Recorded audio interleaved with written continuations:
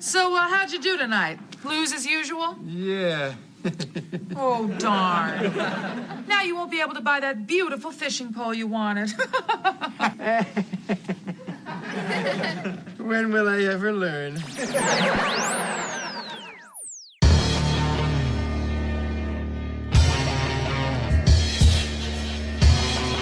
Can I get a open?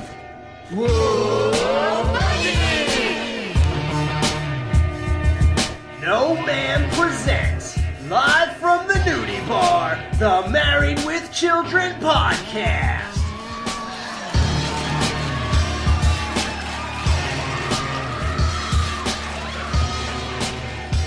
And here are your hosts, Jerry, Justin, and Al. No Man is back in the nudie bar where everyone should be every Friday, because this is the place to party. I'm here with the guy who keeps mouthing his whole card, Jerry. What is up, bro? Man, that is a lie. I won that hand. They all cheated. That's what they all say.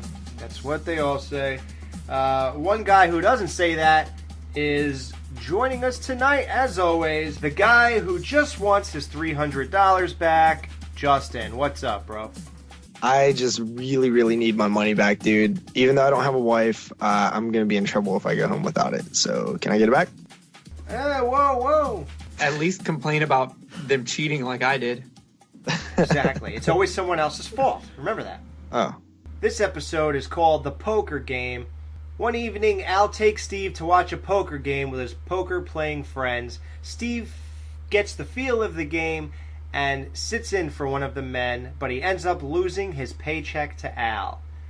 From then on, Steve tries to avoid Marcy, to avoid telling her the truth about their mortgage payment money, while Al plans how he's going to spend his $300. Much like this show that we are on right now, in this episode, it's Friday night. Friday night's poker night. Little do they know that it'll eventually become nudie bar night, but that's fine. It's still early in the show. It's Friday night. Al's going to go play poker. They always play at Russ's house. Morning. Hi, Steve. Hi, Al. Glad I caught you before you left for work. I need a ride home tonight. Well, why can't Marcy take you? Saddle in the shop? Marcy needs the car tonight for a women's group meeting. Well, what do? All pile in and look for men to run over? Room for one more? What do you say, Al? Sure, why not? Meet me at the store. And as we all saw in episode 2, Thinnergy, Steve works in walking distance to Gary's shoe store. His bank, he was able to, I think it's in that sort of mall, the New Market Mall, and he's able to walk there so they can go to work together, they can go home together. It's all good. And Oh, wait a second, Steve, I can't. No, I'm coming home late. I'm playing poker tonight. Oh, gee, Al, that's great. Another night I don't get to go out and do anything. Thank you, honey. Honey, you don't want to go out on Friday night. Everyone and his wife is out on Friday. Well, if it's okay with you, I don't mind tagging along. Since we moved in, I haven't met a lot of guys in the neighborhood, besides you, and might be nice to meet somebody besides you. Fine. And you might pick up a few pointers watching the old master play. Oh, yeah. Why don't you ask the old master about the time they picked him so clean he had to push the old car home? Hey, now I was off my game that night. I was nervous. I couldn't concentrate on my cards. What with you being in the hospital having bud and all? So, I got two things to say about this opening. If my fiance asks, every Friday night is poker night. I go to poker every Friday night, and I just happen to lose, $50 to $100 every Friday night in $1 bills because we don't use chips. We use $1 bills. That's how that happens. And second, there's so many one-liners in this opening. I couldn't even concentrate because I was laughing constantly. I mean, one of them is a big revelation about the birth of Al's son. Yeah, he was playing poker when Bud was born. Peg was in the hospital dilating and all this other stuff, and Al is playing poker. This time it'll be different. This time I have a goal. See, all the money that I make is going to go towards that fishing rod and reel. You ought to see it. Steve, Peg, Give me the catalog. I'm reading it, Al. You gotta see it. It's great, Steve. And it's only $275. Al, this is none of my business or anything, but if you really want something, I've found the best way to get it is through saving. At the bank, we have a little saying. If you want to save money, save money. Thank you, Steve. You're so much wiser than all the other tellers I've met. All except the automated ones. I'm not going to be a teller for long. You may laugh at me. And I do. But I have a way with money. I know how to save, I know how to invest, and I know how to make money grow. Give me $5, and I can find opportunities that other people miss with hundreds. Yeah. Give Al $5 and you've just cashed his paycheck. If you want to save money, save money. And I'm just like, that doesn't tell you anything. It doesn't give you any advice or tip. That is the stupidest thing I've ever heard. But it was so funny to me. Well, it's true. I mean, people, if you want to lose weight, lose weight. It's almost like telling you that the world overcomplicates very simplified problems in life. If you have money problems, guys, then save money. Clearly,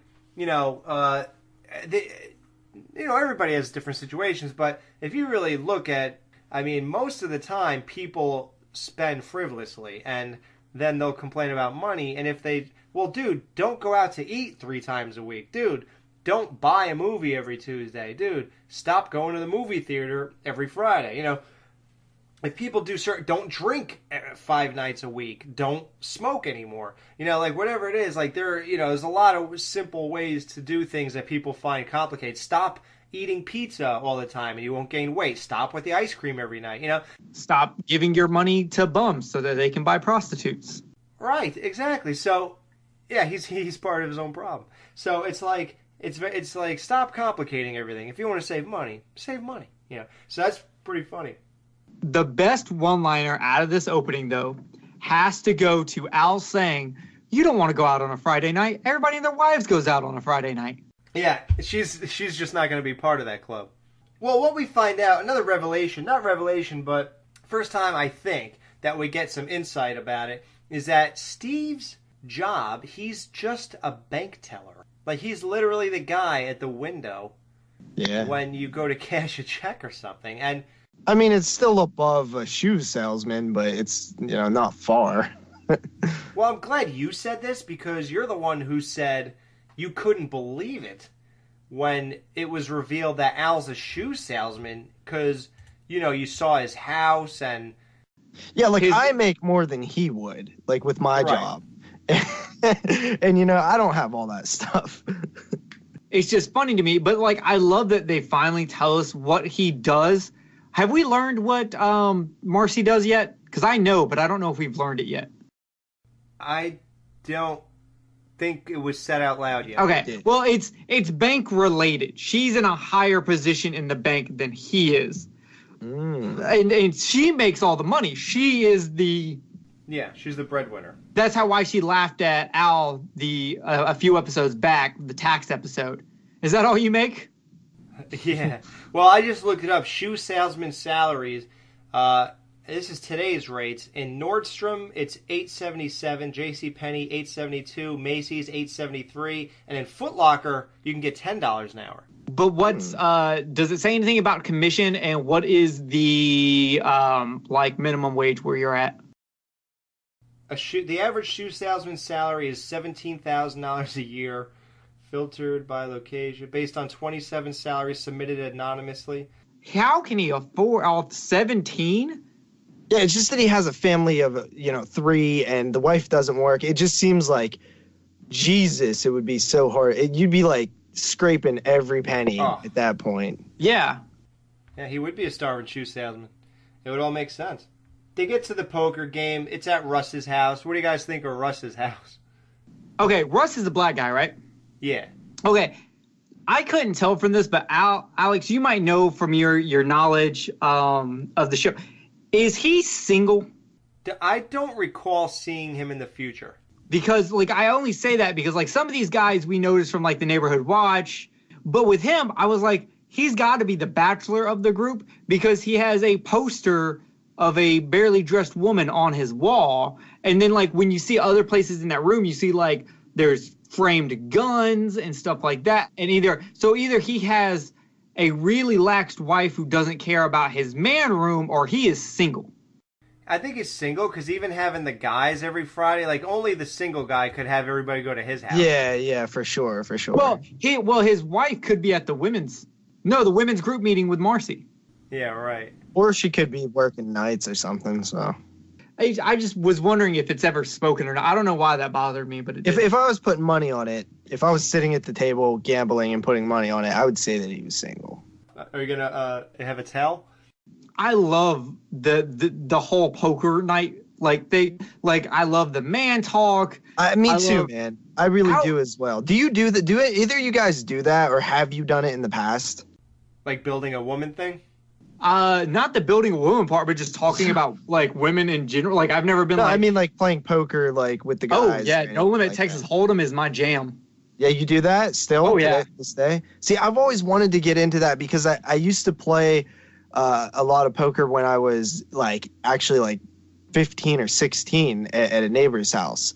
And I don't know anybody who does it now, but it just looks so fun. It looks like the perfect way to wind down on a Friday night after, a week of work and just guy talk it up, Yeah, it's a lot of fun, especially when you get a couple of guys together. You all throw $20 in and then play for, the pot. Because one, you can't play poker without betting money because it just doesn't.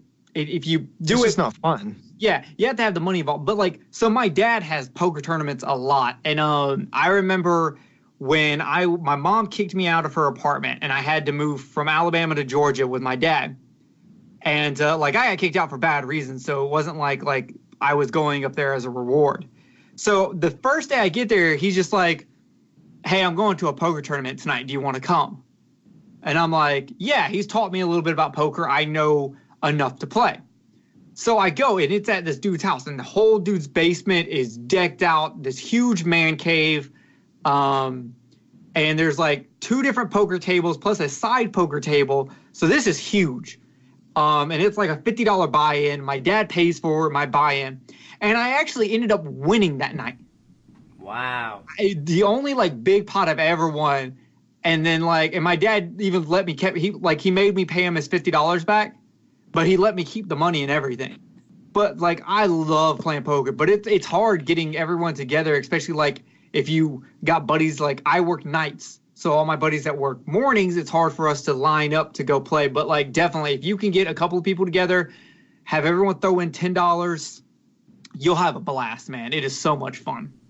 Yeah, unfortunately, I never had I guess the right people in my life or whatever, the types of people who are into that kind of thing, because unfortunately, no, that's one thing I never did.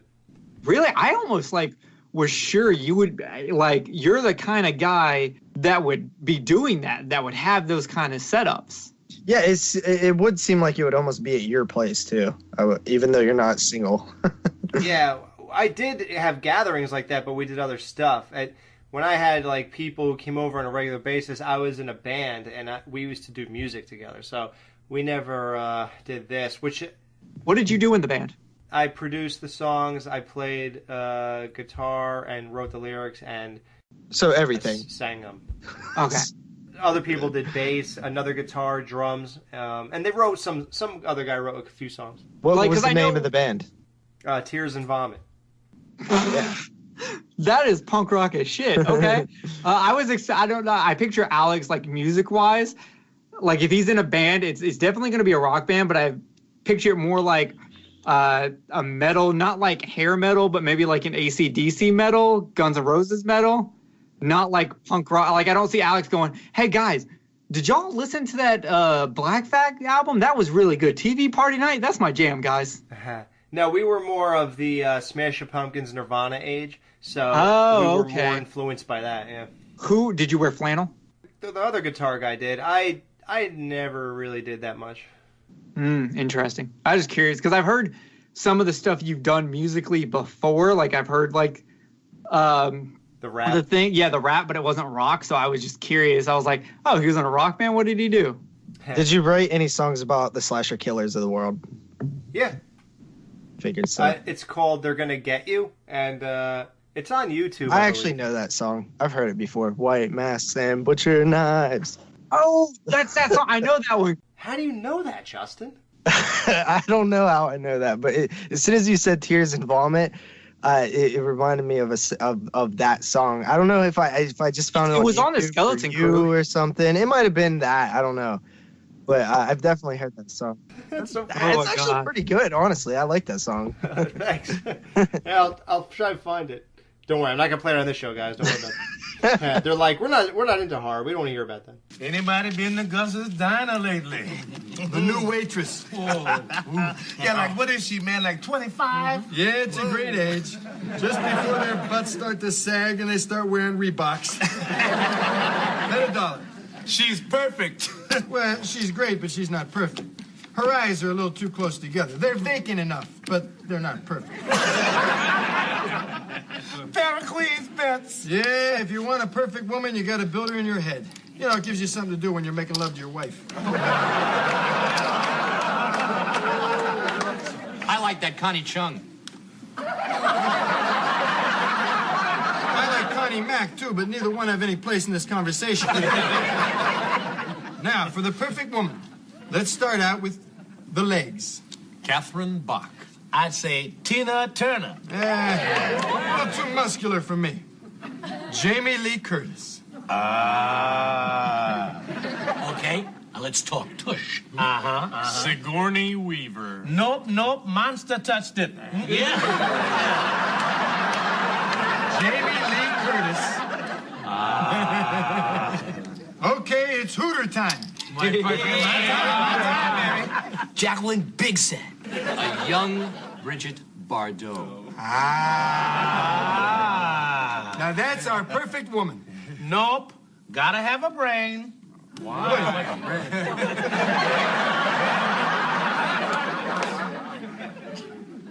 Vanna White!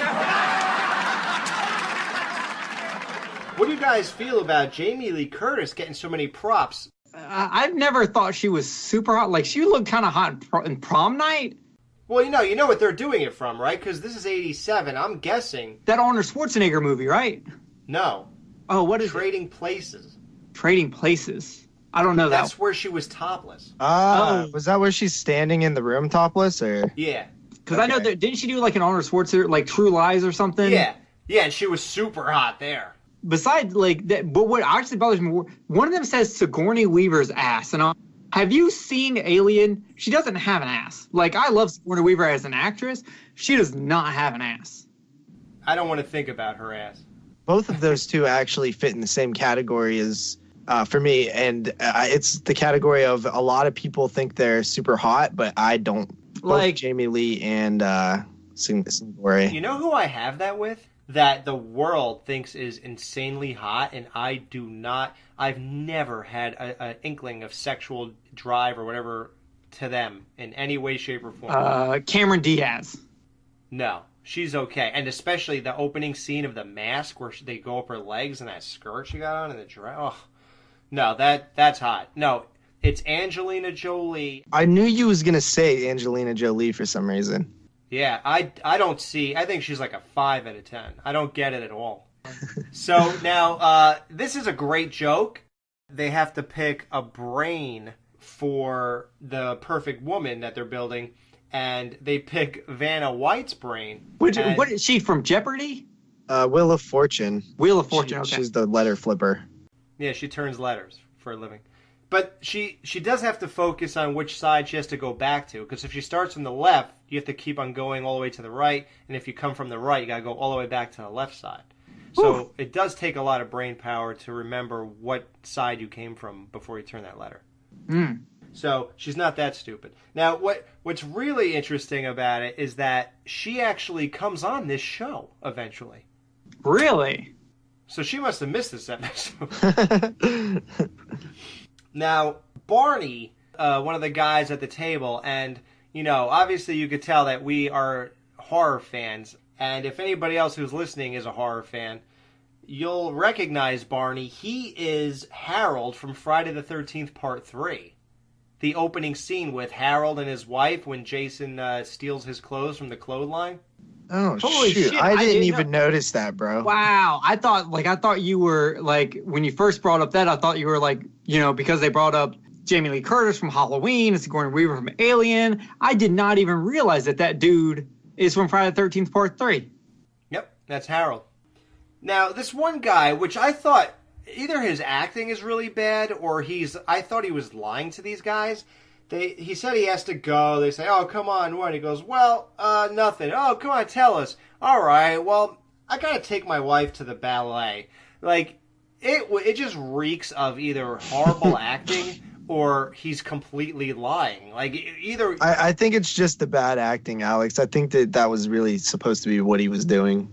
Or he's secretly on the down low and he's going to go meet his boyfriend. I'm gay. I'm a homo. I like guys. And his wife thinks he's at the poker game, so he does look a little sweet. I don't know.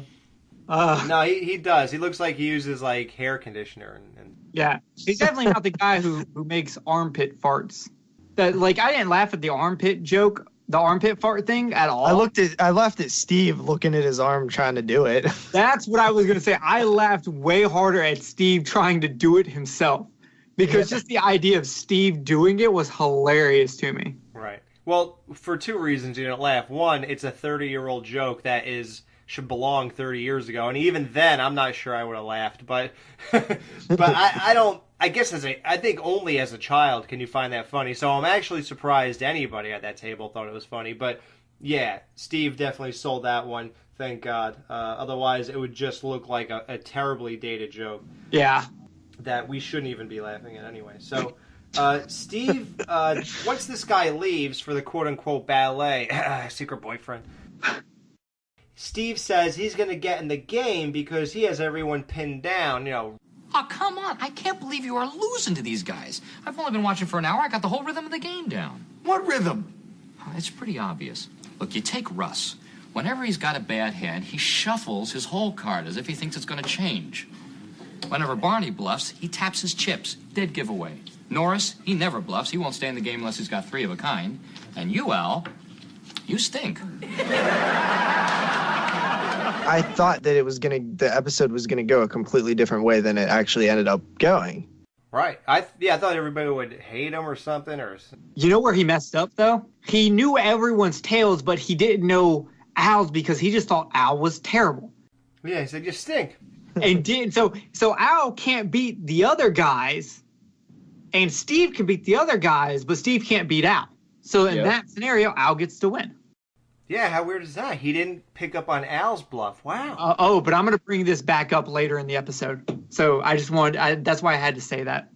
Okay, well, here's a weird thing. It didn't matter anyway because Steve had a tell, which was he would mouth his hole card. I don't know what hole card is, but so since he does that, Al sees his bluff or just got enough information from what he has that Al ends up winning, and I guess Steve informed Al of everyone's tell also, so now Al has complete advantage here.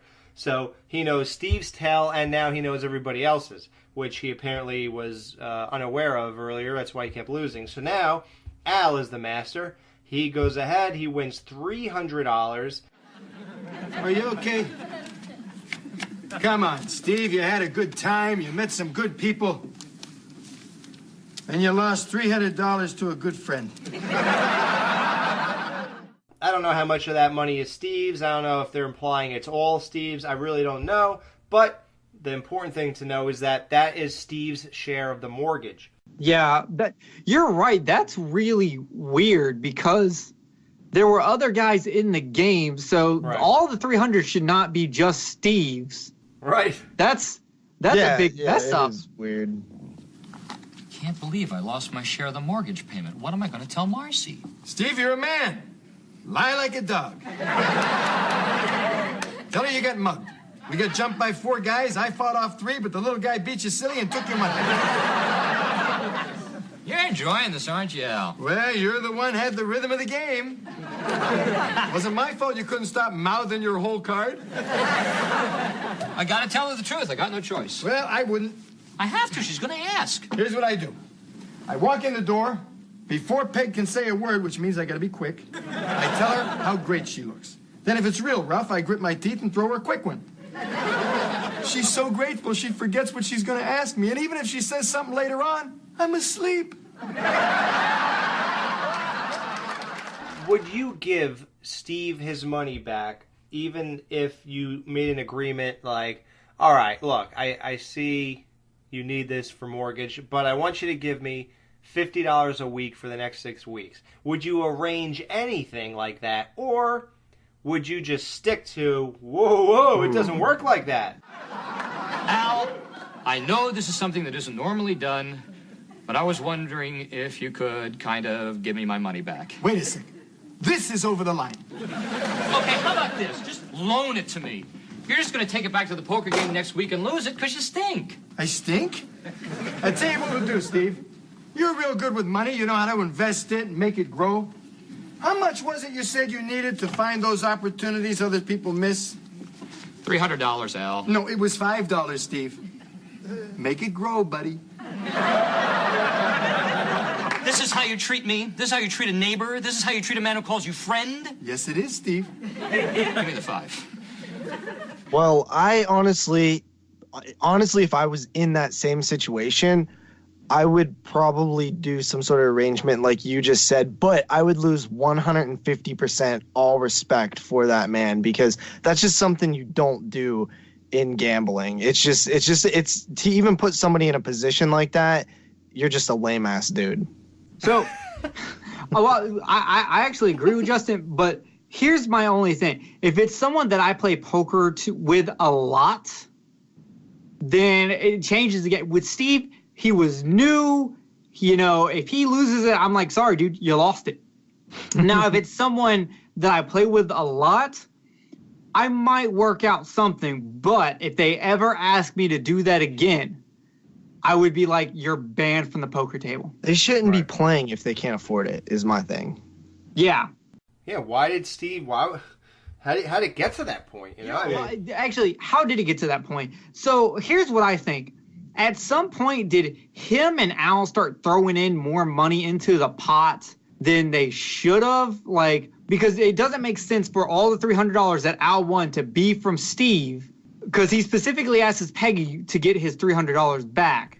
Right, and Al only has that much because the fishing rod was $275, and I'm not going to say the big punchline at the end, but, you know, so let's just say that. Let's leave it at that. There's multiple ways that outcome could happen. One, it could be to where they don't play till, you know, one person wins it all, and then everybody kind of cashes out, and then just because he's friends with Steve, it's like, well, you took $300 from that night and I lost $300, so can I have $300? Or it could have been a situation in which you know, maybe Steve's ego got the best of him because he was looking at Al like, this guy's dumb, like I could totally like take all this guy's money, like how's he beating me? And so everybody else kind of bowed out, and then they just kept ending up in these battles, you know, calling his bluff and shit like that.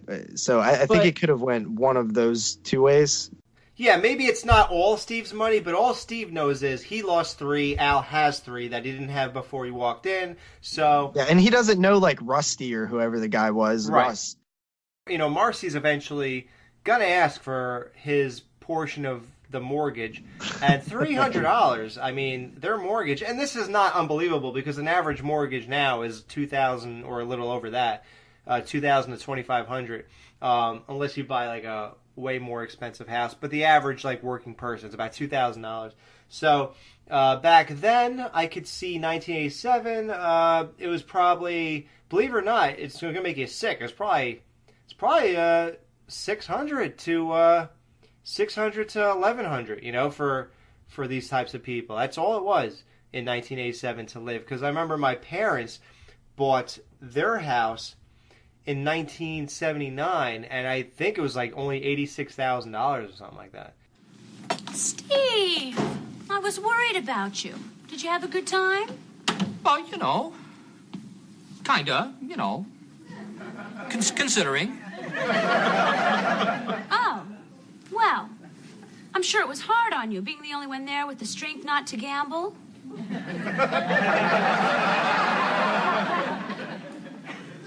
Marcy, I have to tell you something.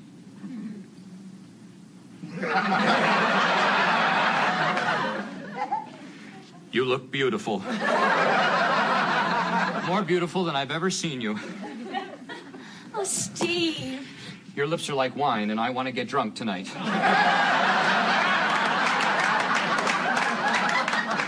Badly. But, Steve, we need to finish our budget.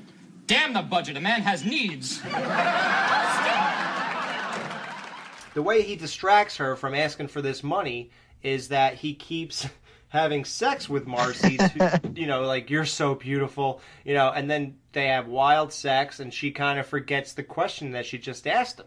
She always remembers maybe the next day, or this time, or that time.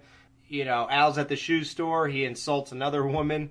Steve comes in, and he looks just exhausted. We haven't seen him at the shoe store in a while. I was excited to see that. Yeah.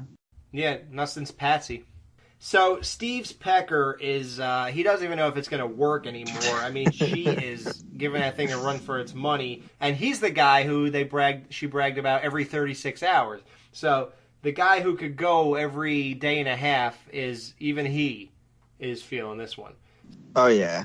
It's just exhausting to get out of this whole ordeal by doing this. I mean, I'm sure it's fun for a while, but with Marcy, I don't think it's ever fun. But I guess if Steve married her, he must think it's fun. So, you know, it's whatever. So Steve gave this whole speech before about how, before he lost all his money, of course, how people are just bad with money. He's way above that. And he could take $5 and turn it into a fortune. So he goes, okay, here's $5, buddy. Make it $1 million, or whatever Steve said he could do with it. So he gives him $5. Which is pretty crazy that he even gave him $5. Yeah, it's very sarcastic, and it's actually a very passive aggressive thing. When you think about it, like, oh, so dude, you talk so much crap. Here, big mouth. Now that you're, you know, on the balls of your ass, here's $5. Go do your magic, big guy. Like the way you were talking down to me earlier, and now you're here coming to me for money. So here you go. So it's kind of actually like pretty passive aggressive, but yeah, it doesn't make you like hate him or anything. No, it's a good callback in a way. Mm-hmm. So and again, good. It's almost like good. Hey, so you talk so much, so prove what you were saying before, or you all just talk. Of course, Steve is so stupid that a homeless guy comes in asking for money, and Steve gives him the only $5 that Al just gave him to the homeless guy. And of course, there's a payoff with that. Not only how stupid Steve is, but the homeless guy eventually walks past the store with a hooker, a $5 hooker. You know what? For a $5 prostitute, she looked really good. That must have been that had to be for like, what, a handy? There's no way he was getting more than a handy. That's what I was thinking. Yeah, because at first I was like, maybe he wasn't a bum, but when Steve leaves, all the other bums chase him, and I was like, okay, yeah, he's a bum, because they all know now he's just getting himself a handy. That's good tale for $5, man. How did y'all like the lady who Al was helping when she was like, I want something that matches this dress? And he makes the cauldron joke, calling her a witch. And her response doesn't even match. She's just like, oh, well, you've got a lot of nerve, and says it with like kind of a smirk. But then he goes, I need a lot of nerve to touch your feet. And she gets pissed off and walks out with leaving the shoe behind. She walks out with one shoe on. Because she's like limping. Like it looks like she's limping, but it's because one foot's raised. Yeah, which she's walking like a pirate with one peg leg. She was either so mad she left her other shoe in there, or she stole one shoe. Or she stole one shoe and left both the shoes that she had on behind. Yeah. I don't think Al's making commission. Yeah. So, how'd you do tonight? Lose as usual? Yeah. Oh, darn. Now you won't be able to buy that beautiful fishing pole you wanted.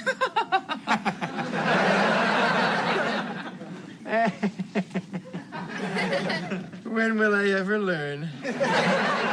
Do you think that Al is actually winning a lot at poker and doesn't tell his wife?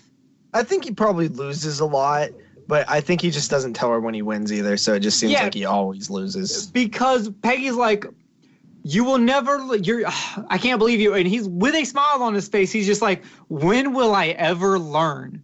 Which made me think that that wasn't him just saying it's that time, that he does this a lot.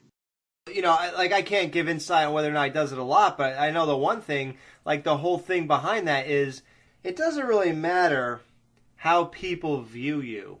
What's important was what you know about yourself. Damn, shit just got deep. Yeah. It's really insightful for life. I mean, it really encapsulates what we should all, just like that. Nobody knows you. Nobody knows what's really going on. Only you know yourself. And it's great that, no matter how stupid you look, and it doesn't matter because you know the truth. And Al's sitting on $300 that Peg knows nothing about, so she could say, boy, you're a buffoon. Boy, this, boy, that. He's like, sure, honey, I'll never learn. That was a perfect Al, by the way. That was spot on. And by the way, Peg's cooking a steak. So, guys, don't get too used to seeing that because, yeah. Because she feeds it to the dog. Yeah, for one, she feeds it to the dog.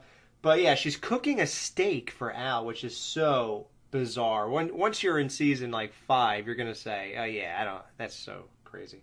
But, so Steve is just hanging out there, sitting at their kitchen table, and she's like, is there a reason you're here, or are you going home, or something?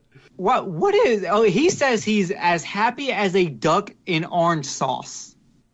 Well, that's when you eat, so a duck is happy to be being eaten? That's, I don't know, because I'm like, okay, a duck in orange sauce. Well, he's saying that he's Chinese not happy. Oh, he's being sarcastic. I'm so dumb. Oh my god. Me too. I thought Steve was just weird. See, I thought it was because earlier he said if you want to save money, save money. And I thought that was dumb until Alex explained it. And so I just assumed that he just has a lot of euphemisms that were just dumb, that didn't work. Almost like the bartender in Boondock Saints always mixes them up. I thought it was something similar to that going on. And apparently, no, I just did not understand his first one, and I didn't understand this one. Uh-oh, you and Steve aren't connecting like you used to. I was so proud of Steve last episode. I gave him Jerry points, but I'm taking all those Jerry points back, but he is crying like a little bitch in this episode. Steve, you're my dude. And this is the least manly Steve. This is not the Steve I want to see, guys. He's actually on a decline if you consider the whole last episode and then this one. Yeah. I know. It's so depressing to me. Yep. He really is on the decline, Steve. I don't know what you're doing. Hopefully you bounce back, buddy. I lost my paycheck to Al in the poker game. He won't give it back. Marcy's gonna kill me. If she hasn't already. How much did he win? $300. Oh, I haven't had a new bra for 2 years. And that baboon is sitting on $300? I'm gonna have to tell Marcy. It's the right thing to do. Yeah, you go tell Marcy and then bring her over here. Al will be home soon, and believe me, you'll get your money back. I'll see to that. Really? Oh, thank you, Peggy. Thank you. So he cries to Peg. That's the lowest thing you could do. You ask the man. I can't say you went up to him like a real man and just asked him, because doing that makes you not a man. But yeah, and he did do that. It didn't work. He went and told his wife. Right. So then you go to the wife, dude? You almost are going to force Al to do this by making him endure the wrath of his wife? And here's the other thing.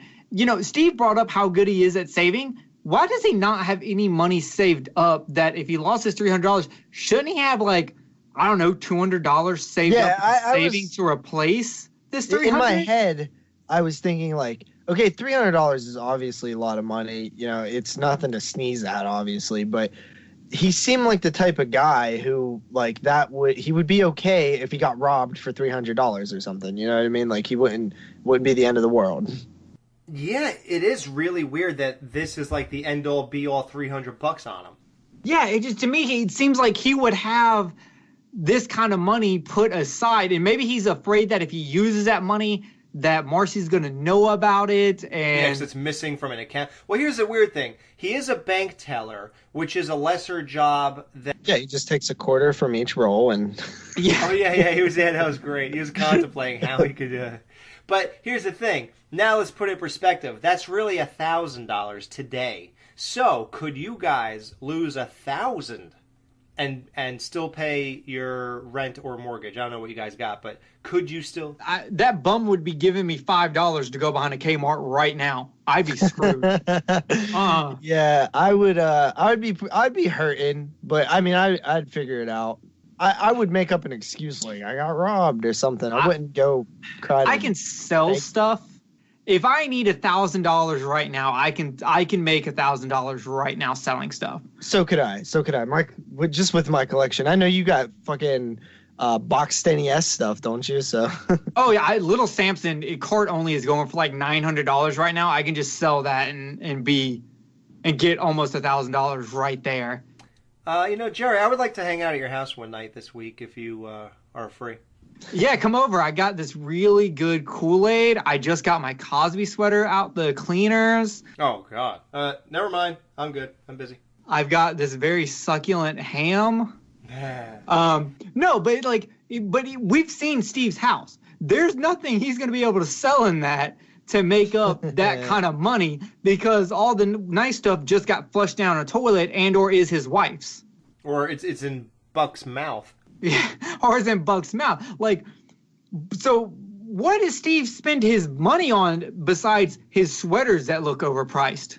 But you would think he would at least be like, I got robbed. In fact, and Al tells him to say that. Al says, you got robbed, I beat up 3 of them, but the little guy beat you up. Like, yeah, I don't know why he doesn't try to be more resourceful with his brains and excuses. I don't know why he's copping to this so easily, but that's just another cowardice move that you don't have the balls enough to try to be conniving about it. I don't know. It's so funny because in the last episode we had a similar situation where Steve and Marcy try to show themselves as smarter than Al and Peggy, and then we see things like this that show, you know what, maybe they're not as smart as they think they are. Like, maybe they're still new to the newlywed life game, and Al and Peggy have this down packed. Well, absolutely. Even how green he is, I mean, I guess he knew how to play poker, so that was a plus, but he definitely has not been in the atmosphere of hanging out with the guys every Friday, this and that. I mean, I guess he took his knowledge from when he used to be a man and applied it to this night, but when you do this every Friday, and then you got this guy, oh yeah, it's like saying, oh yeah, I used to, you didn't even realize that he completely handed the advantage to Al, like I said before. Not only did he tell Al everyone's bluff, but he didn't know Al's, and then Al figured his out. He didn't even realize that because he's too green, and he's not street enough, and Al has street smarts, and he has nothing. So that's how it works. Now, for some married with children, words of wisdom.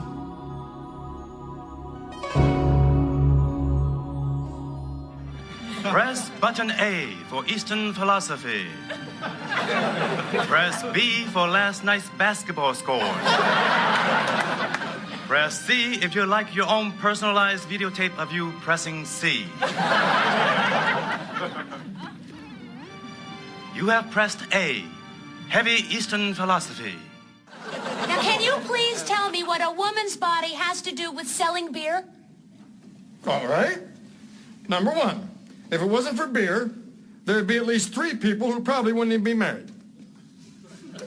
Me. Jefferson.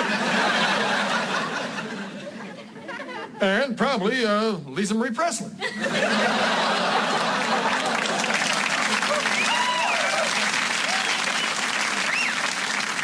And number 2, since men buy beer, advertisers have to cater to what we want. And, hold on to your corncob pipe, we like pretty women. Ergo, pretty women sell good products, ugly women sell Tennis rackets. Pretty women cars, ugly women minivans. Pretty women make us buy beer, ugly women make us drink beer. So, you lost again at poker, huh, Al? So, I can buy a new bra when we can afford it, huh, Al? Enjoy Daddy's dinner.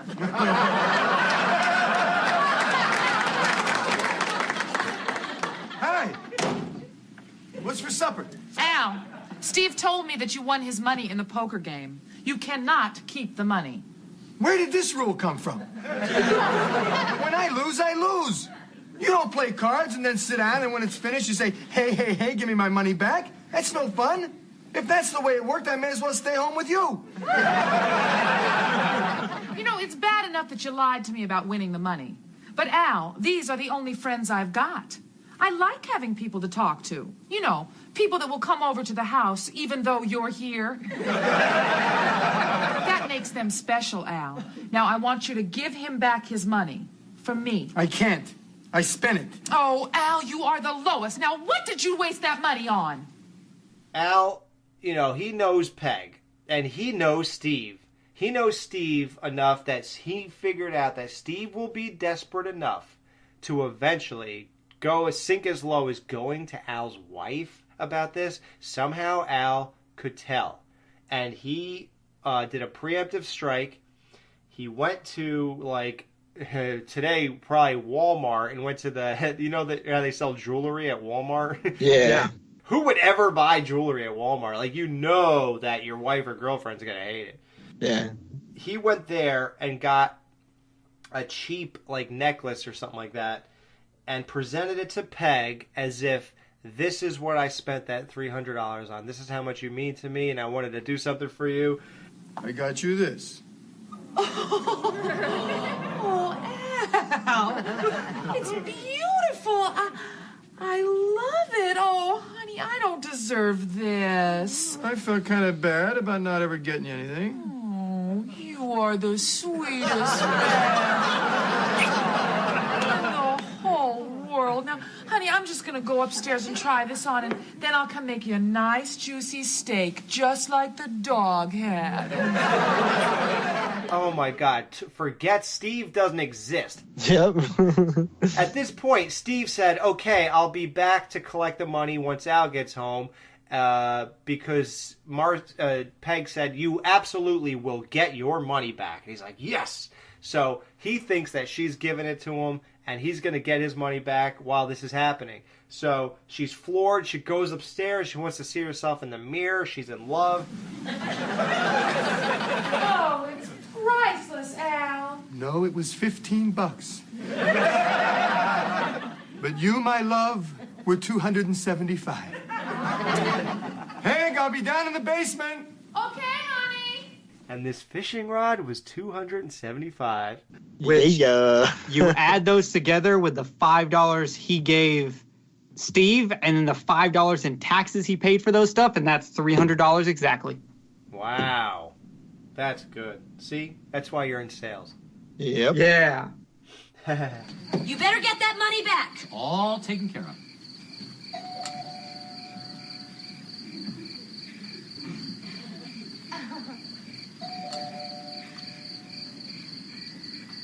Al? Peggy?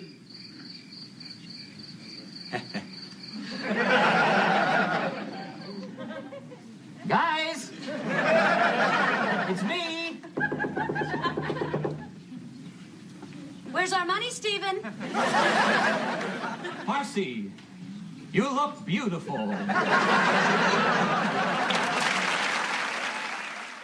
Marcy and Steve come over and start banging on the door. We get a really nice view of the front door of Al's house. What do you not see there, Alex? Christmas lights. Yep, you do not see Christmas lights. On that window, there's none. Wow. Yeah, well, hey, he finally got around to it, man. Yep. Yeah, You know? apparently. I guess he doesn't leave them on all year and just turn them on. Yeah, that's the greatest payoff. It's almost like you forget that, you know, you're so consumed with Al doing this and then wondering if he really bought it, and then once he gives the reveal that it was $15 and Peg's reaction and he got his rod he always wanted for the fishing rod, that it's just a great payoff. Well, then you get the real payoff of Steve coming back over. So you're going to give me that money, right? And then Marcy's there, and she knows that everything that went down, and she's furious. And he's knocking on the door, ringing the doorbell, and no one's answering it because Peg's upstairs, Al's in the basement. Bam, end of the episode. Perfect ending. No Ma'am will be right back to wrap up this week's review. Be sure to join their Facebook group page for all the podcast news and updates. Just type in www.facebook.com/groups/marriedwithchildrenpodcast. Be sure to subscribe to them on iTunes and please leave a review telling them what you think of the show. To subscribe to their YouTube channel, just go to channels and search up Married with Children Podcast. You can email them at marriedwchildrenpodcast@gmail.com. There you can send them audio clips telling them what you think of the show, or you can send in a clip talking about a future episode they will be reviewing. Any clips you send may be played on a future show. Thanks for checking out this review. Now the guys are going to give their final thoughts and ratings of this week's episode. All right, guys, how many chips are we throwing in the pot for this episode out of 5 chips? How many chips do we rate this episode, The Poker Game, Justin? I actually really like this episode for multiple reasons. For one, I just really like the camaraderie of the bros hanging out, the dudes hanging out, watching, playing some poker and stuff. And then it felt like this episode just played out great for Al, like the entire time. Like he was never in any trouble, or like he was never like frustrated, or nothing was really bad happening to him. And he just was like, he was just winning the whole episode. And I like when that happens. And it was like Steve who was squirming around and trying to get things done. I really like this episode. I give it 4 poker chips out of 5. Now, Alex, do you feel because you and I are so used to Al losing that we just didn't even notice that, and because Justin's new to the show that he caught that? Yeah, because I did not even think about that. It's finally the episode he didn't get slapped in the face by life. Yeah, Right? I didn't notice a single thing, like, at all. Like, he just, like, even the lady who got mad at him at the store just left, didn't like complain or anything. Like nothing bad happened to Al. He didn't have to have sex with his wife. He didn't have to give his kids money. Nothing. He got a fishing pole that he wanted, and it didn't even really cost him anything. Hey, speaking of the kids, were the kids in this episode? No, the kids weren't in this episode at all. I remember looking on IMDb, and I looked at the characters or whatever, and I remember seeing that the kids had one less episode than Al and Peg, and I always wondered what that was. Oh, maybe it's this episode. Yeah, well, it says on the little description that I was telling Alex about, it says that Christina Applegate and David Faustino do not appear in this episode. Huh. I didn't even think about that. But yeah, Jerry, I think that must be it.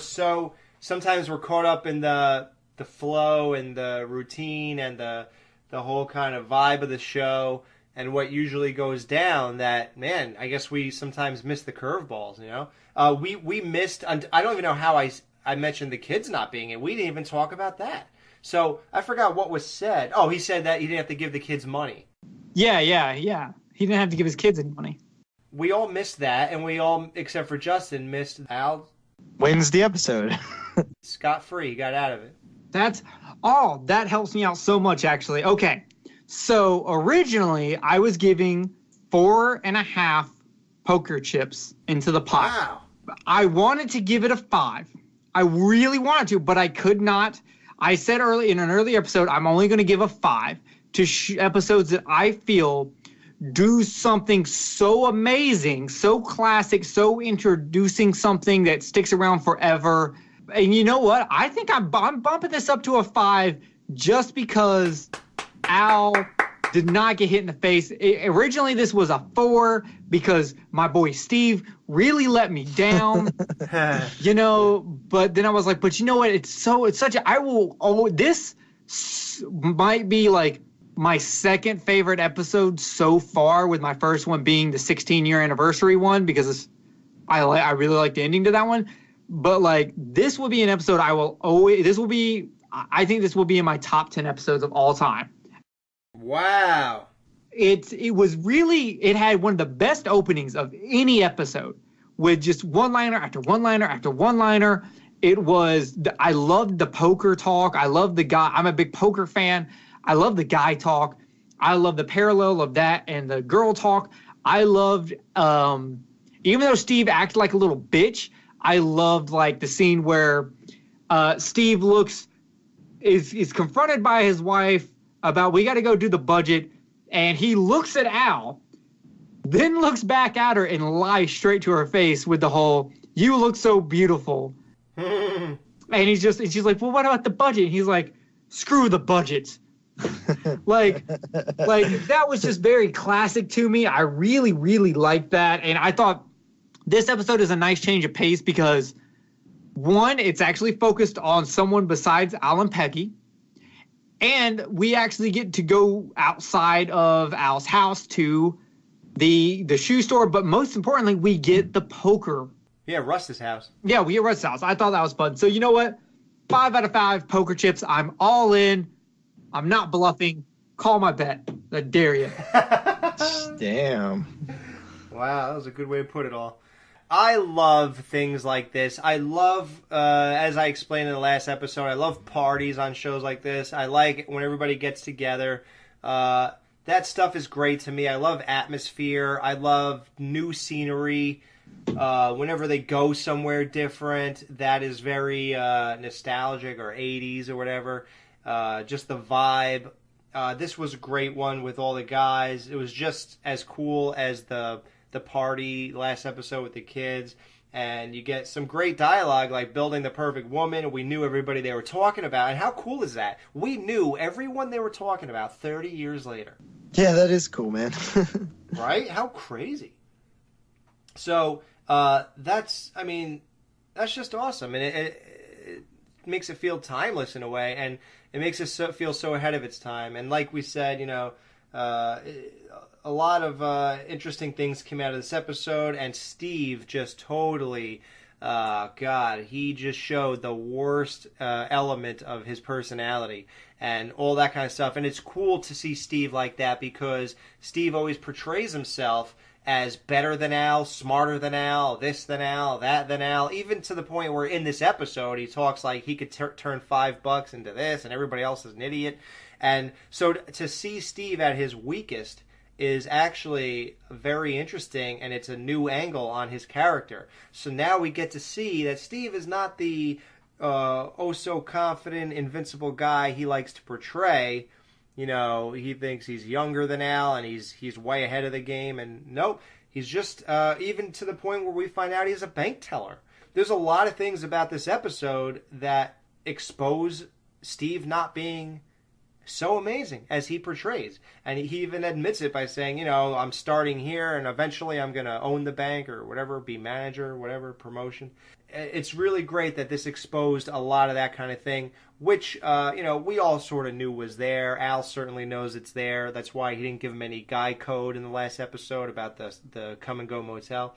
Yeah, it's just so many elements that all make sense, and it all ties in really well. So I give this one, I'm going to throw in 4 chips out of 5. I really like this episode, and it's a great addition to the show. Another strong episode. I'm just going to say real quick, first season, man, I think it's kicking ass. We're 8 episodes into this. We hope you're loving the show. We certainly love doing it, and we hope we're bringing the show to life for you guys and just exploring it the way it should be, because we're all very passionate. Yeah, definitely follow along, because that's the way to do it. Watch the episode, then listen to us talk about it. Yeah, I play enough clips, and the way we go, we walk through it, so we try to make it very comprehensive. We try to make it so you don't have to have seen it, and it could be a vague memory of yours, and with the clips and us, you should still be way into it and follow along just you'll never feel lost. But there's nothing better than just watching it. So guys, go out. The whole series from season 1 to 11 is only like $26. Yeah, and it's only like 23 minutes that you're dedicating a week, and you're going to love all 23 minutes of it. Right. Yeah. It's like trying to convince you to just do the easiest thing in the world that you love, you know? Yeah. Like, you know, like, it's literally like, you know, when you come home and you've got dinner made and you're ready to sit down for dinner, and sometimes you don't want to watch a movie because you're like, I'm going to finish my meal in the first 30 minutes and then still have to sit through the movie. Well, watch Married with Children. That's what I like to do. I almost eat every time I watch this. I used to do that. This show was a regular dinner thing.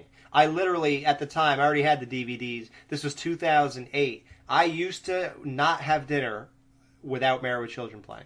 And it was great. I loved it, man. What a great time. I think I want to do it again. Just because now that we're really into the show, yeah. That's how I, like, a lot of time, my first watch of an episode, we'll come home from work and we'll make our food. We'll come upstairs and